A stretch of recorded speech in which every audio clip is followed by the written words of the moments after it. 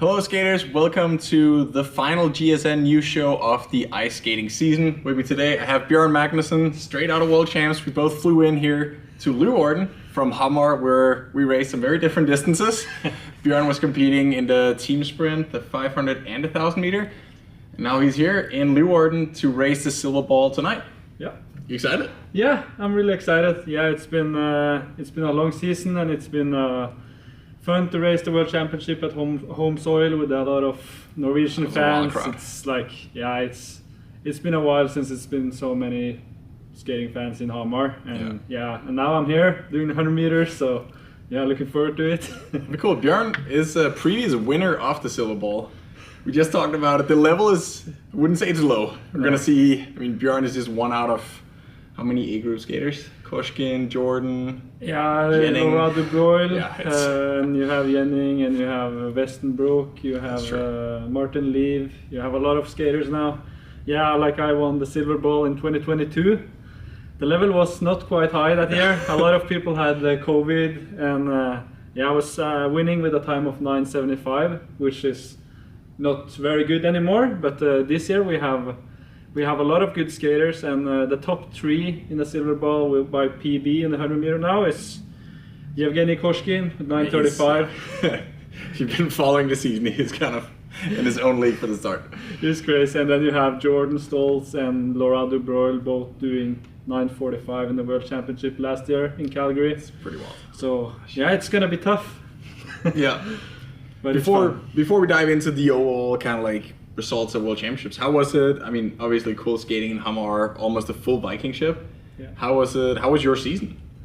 Yeah, the season has been pretty stable, I would say. I didn't have much injuries this year as well, which are kind of a step in the right direction for me, because for many seasons ago I was struggling a lot with my knees and so on, but this season has been pretty stable. I feel like I started the season very well in the national championship in Hamar. No, in Stavanger. Yeah. Did a new national 34. 34.92 on the Stavanger there, which felt like a really good race. I felt like everything was good, and then the World Cup started, and I feel like I done quite stable races, but around top 10 in the A group in the 500 meter.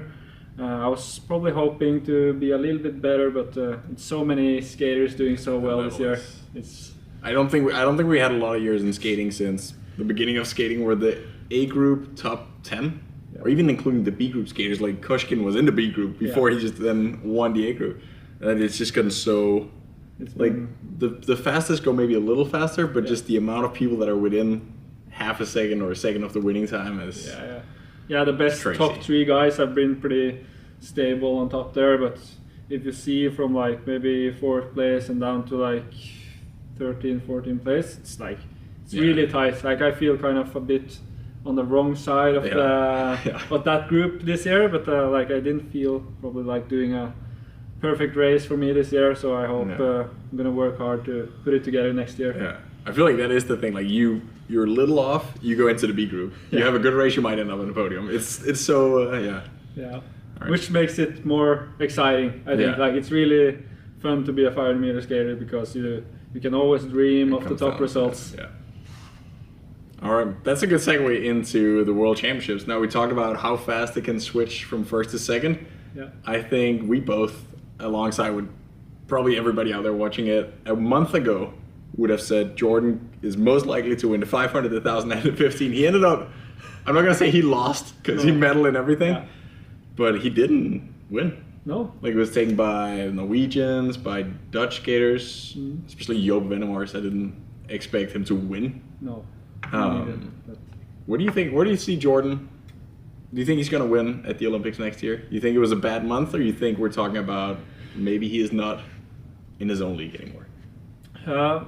I've seen, and I think like this season with Jordan, he's been quite the best skater overall. He's almost winning every World Cup until the last almost the last. But he did, to be fair, he did win the World Cup in all three things. He won overall on the 500 meter 1015, but He had some period with being sick and being on antibiotics, and like it was probably not the best preparation for the World Championship, which in my opinion made it a bit more open for the gold medals and maybe a little bit more exciting for the fans, because Jordan has been really crushing everybody in every distance this year. Superior. But I think like he's still young, he needs to learn. I don't know if he had many types of this preparation, being sick into a World Championship, and yeah, I think he learns from it, and for next year I think he will be tough in the Olympics, and so many other skaters as well.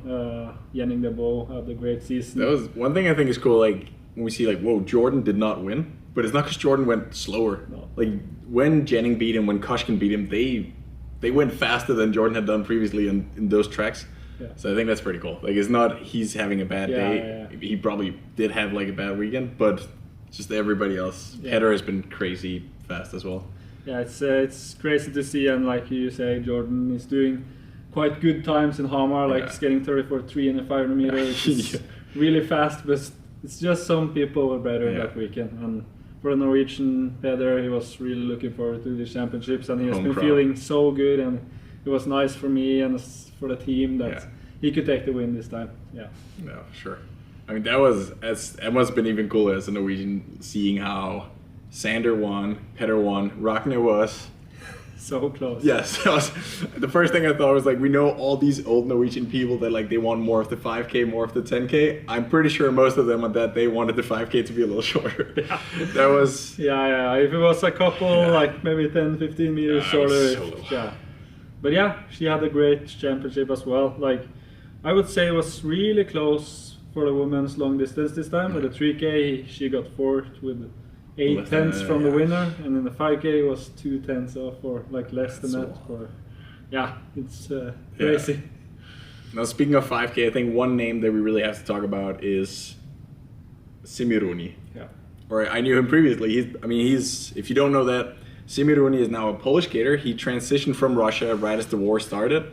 He never had the chance to race as a Russian senior, but it's gone a little under the radar that as a junior just before the war, he did skate a 3:42 3,000 meter, which is pretty close to the junior world record. So he did not, to most people he came out of nowhere, but if you had followed him, it wasn't that big a surprise. I trained with the Russian team the last year before the war, and I do remember him as like a junior kid that could follow us on the bikes, even though he was like 17 at the time. You can tell when he skates. He skates very like, tell me you're from Russia without telling me you're from Russia. You can see his. He looks like a strong guy when he's skating. His skating is really good. Like for me, I kind of didn't know who he was because I was more focused into sprint distances. Yeah. But when I saw him skating like fast the last couple of World Cups, I knew he could be a contender for the medals. I didn't quite know that he would skate this good. Like he did a PB in both 5K and 10K. Hamar is not a place to PB. That's messed up. But yeah, he had a great year. And ended up, Sander didn't have his best 10K, Giotto didn't have his best 5,000 meters, so Simi Rooney was the only person to medal in both. Yeah. Pretty insane for a guy that had never skated the Senior World Cup before January this year. Yeah, it's crazy, and he's gonna be tough for the coming years as well. Yeah, that's I think it's super cool. Like it's almost as every time I see a skater, whoa, Giotto skates at 12:25 in October. Like nobody's ever gonna get close to him. Then 1 month later, you see Method AG like almost beat him. Yeah, I was like, whoa, it's gonna be between the two of them, and now we're like, maybe Simi Rooney is gonna be the Olympic champion. Yeah. We never know. We'll see. I guess we'll see you next year. And could say the same for the 500. Like, whoa, where's Koshkin coming out of nowhere? And then you have the Bo. It's like, it's so many great skaters now, and it's nice to see that the level is just getting higher and higher. That is pretty cool. Another big name we saw in Hamar, Jake Paul. Yeah. He didn't skate, but I do think he took more TV time than all of us combined. Yeah, for sure. Like. Yeah, he got way more TV time than all skaters. I think. Like, I think a lot of, it was making a lot of headlines in Norway with Jake Paul coming to private jet to the Viking ship. Yeah, and like, it's crazy to see him like in person as well. Like, he's just like a normal guy, but he gets so much attention, and it was nice that he could show up. I think it's good for overall interest in skating. Yeah, making. I mean, I'm pretty sure like him and Judah Leerdam are more famous than skating. Like the sport of skating, those two people. Yeah. I think more people know them than people that know the sport. And also they have their own show on HBO launching in a week from now. Oh yeah. So and I assume Judah is going to be part of that show. So hopefully we can get some more viewers into the sport. Yeah, I hope so. I hope the speed skating sport is just going to get bigger. So yeah, it's important to have these people who's kind of really famous personalities in the sport. Yeah, and have some good personalities. It's important. Yeah. What do you think in order to make I feel like I've asked almost any co-host or guest on the show what would make this sport better? If you were the president of the ISU and the IOC at the same time, you could change anything. What would you do? Like that's a really good question. Like I didn't really think too much about that before, but like yeah, let's say like nowadays the sports in the world are getting more and more like it's not only about the sport, it's about like everything around getting the behind the scenes. You've seen in many sports with Formula One, you've seen with the Tour de France, you kind of have this TV shows like showing make it more showing more of the athletes behind the results. Let's say like getting more into the knowing the people skating. Like I would probably like be investing a bit more in promoting the people, letting the skating fans know more about the athletes, like not only seeing the races and stuff, but getting more into the depth of what speed skating is. Like it's kind of an interesting sport. It's a lot of details about the blades, you know, like many people don't even know that we have like this rocker and the blade and the bend. Like they don't really know how the skating works. So I think we could go more into the details of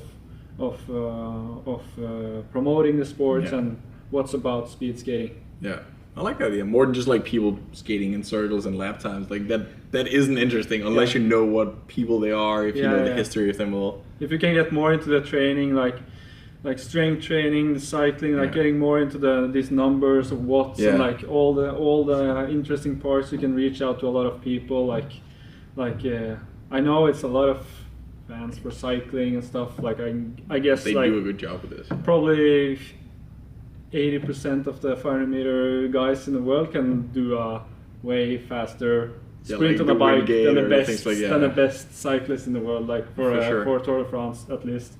That would be a cool thing. I mean, take the Tour de France for an example. They do have all these stats, like the amount of people that's seen that. I can't remember if it was a reel or an interview with like Pogacar doing zone 2 at 300 something watts, or Mark Cavendish reaching this speed at the end. Like the ISU could make some cool posts, like what was the max speed of this race, or things like that. Yeah, it's been really like it's a lot of ideas. Like let's say you just keep together the best, like let's say 10 guys in the world on the 500 meter. You do like a competition. You can do like a standing long jump. You do different type of thing. Like let's get the cool skater profiles. Who is better? And and you also put the stats on the starting line, like max squat 205 kilos. That was push-ups 34. One. Skaters don't put the push-ups. Do not do that.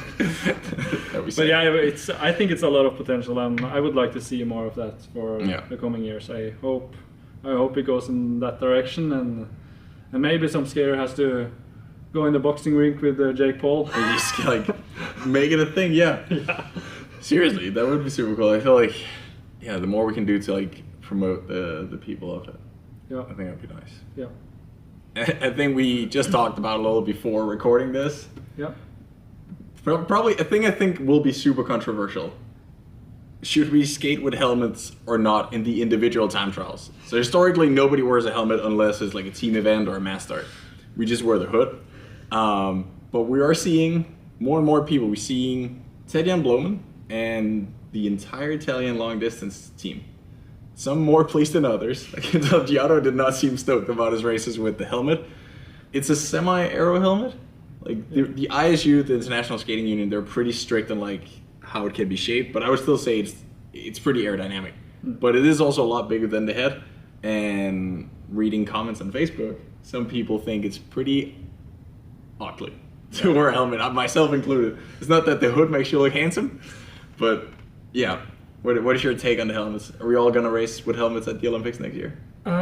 Like My personal meaning is that like I think we should not skate with helmets on the individual distances. The chance of like hitting your head, like it's more if you skate a lot of people together and stuff. You get caught by other people. Yeah. And you see now with these helmets, it's kind of an aerodynamic helmet, you know, with this going back there. I think it doesn't really follow the body. Like I'm really into like I wish like the skating could like stay. Everything needs to follow your body. Like I also think these helmets are a little bit off the rules, I would say. Like, yeah, that's true. It's not a round helmet. No, it's clearly made for. You could see like this Norwegian Atle Voivik. Yeah. He was using this Donald Duck. I'm gonna edit that. Donald Duck suit. You have it on the podcast. Like and after that, like we got some rules that the suit had to follow the body and stuff. Like I think also for this helmet thing, like or for the hood, like everything should just follow the body to make the sport more like natural. It doesn't just the record doesn't just get better from getting faster suits. Or it is faster. just because we skate better. Yeah, it should be because we skate better, and I think it's more also with these helmets you're kind of hiding behind like a big. Yeah, speaking of, like, we're gonna lose some of that personality. It's all the same, and we're all wearing the same helmet. Every skater right now, I think, almost, is wearing the Rudy Project helmet for the team events. It's kind of hard to see who is in there. Yeah. Like it's a little sad. Yeah. Like I hope, like I hope they make some more rules about that, and that we can't use these big aerodynamic helmets for normal distances. Like for team events, it's okay, but also there, I think it should be more following the body, not just making the most aerodynamic stuff. Like looks ugly. Yeah, classic skating outfit. It's hard. I'm not gonna say like don't wear a helmet, because if you do it for safety, helmets are great. Yeah. I don't think they do it for the safety. No. And no, it is true. The one thing I fear every time there's like progress in the equipment is that it will almost always favor the nations that have a bigger budget. Yeah. It's like whatever we're skating with, the Dutch have 10 times the Norwegian and Danish budget, or any budget combined. Yeah. So that's why if there is like a way to improve these small things, like better boot covers or different tapes, so the Chinese skaters bring that, I always fear that like, it's gonna come out in the Olympic season and the Dutch are gonna be ahead of us. Yeah. So I also think it's super nice that it's you, your skates, and the ice kind of. Yeah, make it more just natural skating, like so it doesn't depend on the different countries' budget. Like make it simple, I would say. Yeah. Let all the nationalities could compete together. Like it's a big difference in the economy, in the difference in the different countries. Yeah, I agree. Martin, this is the end of the ice skating season. You're finishing the season in 4 hours. I'll come and cheer. Yeah. Don't worry, Bjørn. I'm not gonna smoke you in 100 meter. I wish you could skate, like smoke me a bit in 100 meter. I would not be able to keep up with the girls, I think. It also means it's the start of the inline skating season. Yep. I'm gonna cover that, bring some inline skaters on board. That's also some exciting racing as we wait for the next ice skating season. I myself grew up inline skating, so I think it's a cool sport. What is your take on inline skating? Do you inline skate in the summer? I actually do a little bit. I just do straights though, because I don't really feel like the turns are adaptable to speed skating, because you kind of lose pressure more. Yeah. And I'm a heavy guy, so I don't really get the grip. If you push through, it's just gonna. Yeah. So I feel like I really like doing straights. Just go straight for like probably some kilometers, just easy, and sometimes I do intervals just straight, and I really feel like the inline is helping me to move smooth and get the right dynamic movement for speed skating, and it actually feels pretty similar to skating straights on the ice. It's like a timing, positioning workout. As long as it doesn't, like I don't go too hard, because then I feel like I lose the pressure. Yeah. I probably not like having the best technique. I skate normal. I don't do this double push technique. But on a final note, is there anything exciting that you look forward to in the summer, the next season? I personally think next season's racing calendar could not be any cooler. Yeah. We're going Salt Lake, Calgary, Heerenveen, and Hamar. Yeah, it's iconic. It's gonna be great. Like I'm really looking the Olympics, not to forget the Olympics. Yeah, Olympics for sure. But first of all, I'm really looking for its qualification competitions in the Highland, like skating some fast times, and I want to become the first Norwegian to do a 33 in a 500 meter, so that's one of my goals for a season, and if I do that, I should be in pretty good shape for the Olympics. Yeah, that is, yeah. If you can do a 33 in Milano, it'll be real good. All right, best of luck, Bjørn, and thanks for coming on the show. Thank you very much. Good luck tonight. Thank you, thank you. Shout out to our sponsor, Viking Skates. As you can see here, they got everything you need regardless of your level, whether you're a short track skater, long track skater, recreational skater, or even inline skater. And as of lately, they also made some super sick cycling shoes. I invite you all to click on that link below in the description of this video. Check out the entire range. I've been on them personally since the day I started long track skating. I've tried just about every brand out there, and I keep coming back to Viking because they just work better than the rest out there. Thanks a lot, Viking, for being part of this.